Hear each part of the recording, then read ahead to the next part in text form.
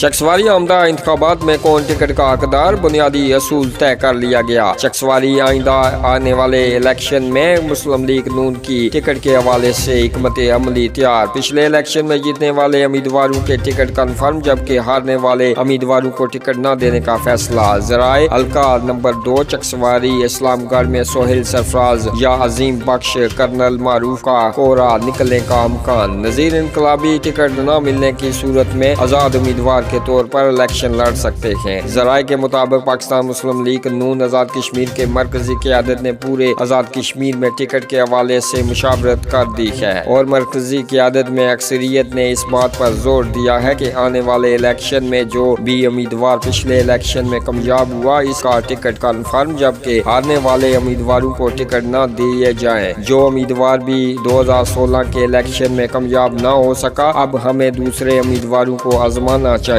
जबकि मरकजी क़यादत में भी मुख्तलिफ उम्मीदवारों की हमायत में लाभंग शुरू हो गई है। हल्का 2 चकसवारी इस्लामगढ़ में सोहेल सरफराज, एडवोकेट अजीम बख्श चौधरी और कर्नल रिटायर्ड मोहम्मद मारूफ भी इलेक्शन लड़ने के लिए अपनी कैंपेन जारी रखे हुए हैं और मुस्लिम लीग नून हल्का 2 चकसवारी से टिकट के उम्मीदवार हैं। जबकि साबिक टिकट होल्डर मुस्लिम लीग नून नजीर इनकलाबी ने भी चकसवारी इस्लामगढ़ के अंदर अपनी कैंपेन जोर जोश से जारी रखे हुए हैं और टिकट के लिए पुरअज़्म हैं। टिकट न मिलने की सूरत में आजाद उम्मीदवार के तौर पर सामने आ सकते हैं।